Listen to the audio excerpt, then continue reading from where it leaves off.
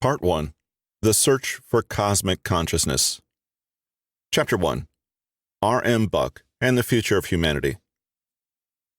In 1901, a book with the intriguing title Cosmic Consciousness appeared in Philadelphia in a limited edition of 500 copies. Its author was Richard Maurice Bucke, a doctor and former medical superintendent of the Asylum for the Insane in London, Ontario. Although at first the book made little impression on the reading public, interest in its remarkable claim that humanity was slowly evolving into a new, higher level of consciousness attracted attention, and soon its readers included the psychologist William James and the esoteric philosopher P.D. Ouspensky. More than half a century later, it had acquired even greater popularity. By 1966, Cosmic Consciousness had gone through 26 printings and had become, along with Hermann Hesse's Siddhartha, Aldous Huxley's The Doors of Perception, and J.R.R. Tolkien's The Lord of the Rings, part of the canon of works firing the imagination of a burgeoning counterculture. Burke's background was not what one might expect for the head of an insane asylum, nor for that matter, the author of a book arguing that the human race was moving into a higher state of consciousness.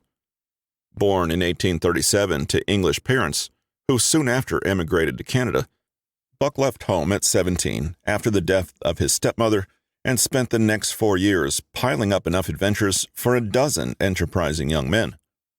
Crossing the border into the United States, he traveled across the country, working at a variety of jobs.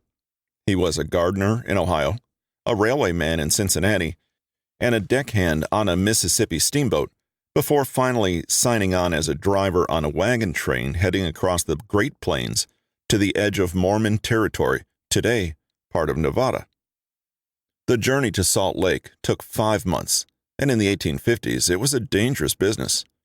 For the last 1,200 miles, there were no white settlements, and the Indians, resentful of the white man's incursion, were not particularly friendly.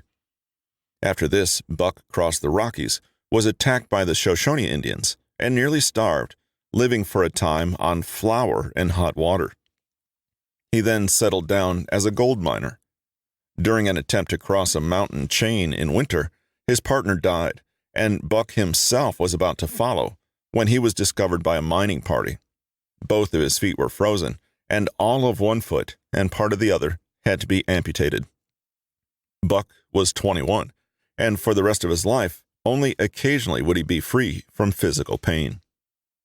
Yet Bucke had the optimism and determination associated with the expanding United States in the 19th century, and this same optimism led him to his master thought, the notion that humanity was evolving into a higher form of consciousness. An inheritance paid his way through medical school and postgraduate work in England, France, and Germany. In 1864, he settled in Canada and set up shop. By 1876, he had been appointed superintendent of an asylum for the insane in Hamilton, Ontario. The next year, he moved to London. He was appointed professor of mental and nervous diseases at Western University. In 1888, he was elected president of the psychological section of the British Medical Association, and in 1890 was given a similar honor by the American Medico-Psychological Association.